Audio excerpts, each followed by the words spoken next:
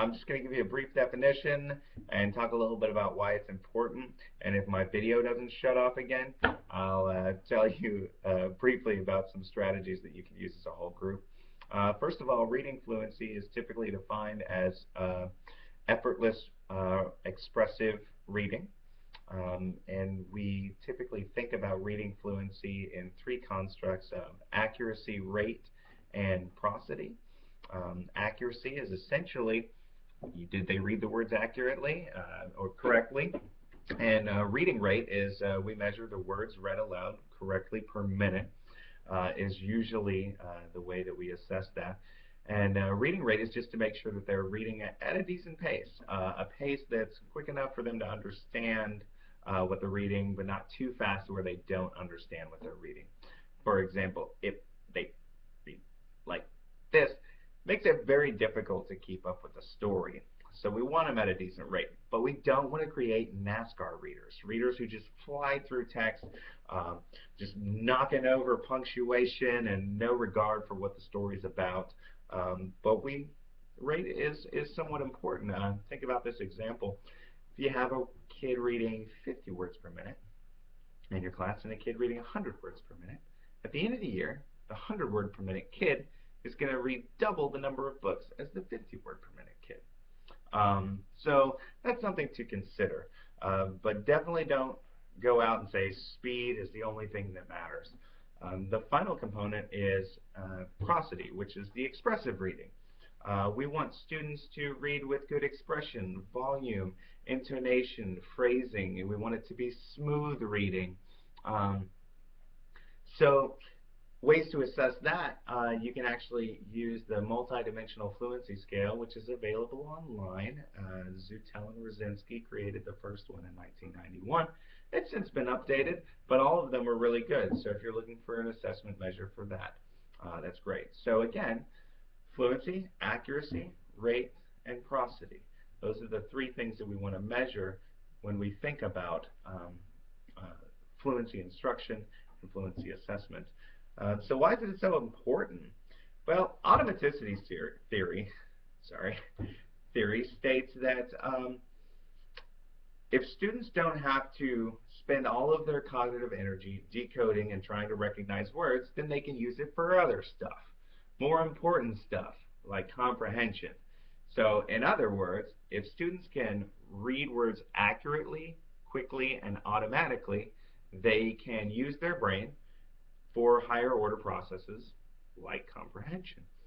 So really it becomes the foundation for comprehension. As fluency kind of sets them up for success. They can read words automatically. They're doing it at a decent pace so they can think about what the story's about. So that's one of the reasons that it's so important. The other one is we focus on that third component, prosody, and that's where we start to think about comprehension. Because if a student reads a passage or text out loud and it matches the meaning, then we know that they're thinking about what's happening in the story. For example, if they say, "My house is on fire," we know that perhaps they're not understanding the words that they're reading. But if they're more sad or terrified, "My house is on fire," then that's a better indication that they're actually comprehending the story. So it's important to consider that as well. So that's another reason that reading fluency is so important. And if they read expressively, then it's more entertaining for us, isn't it? Well, if they're reading alone, though, and they don't read expressively, and they're reading silently, they're boring themselves, just like they bore us if they're reading out loud, monotone, in a boring way. We get bored. It just happens. So we want to teach them to be expressive. And there's many strategies out there that do that. I think one of them that I love to use is reader's theater.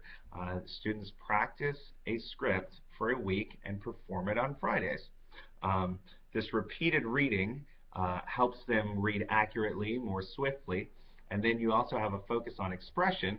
So because they don't dress up or anything like that, they're really just entertaining audiences with their voice. So they have to focus on that expression. So on Fridays, after all that practice, they can read out loud effortlessly, smoothly, accurately, and with awesome expression. Um, because repeated reading is really one of the ways that we get students to become more fluent. But sometimes it's boring to just read stuff over and over again. So we have to find authentic context, like performances, to motivate students to read things again and again to make them perfect, or close to perfect, sorry. Another thing that you can do is Poetry Cafe. Super fun. They pick a poem at the beginning of the week, each student, and they rehearse it all week long. And then on Fridays, they all come to school dressed in black, wearing those funky hats, right?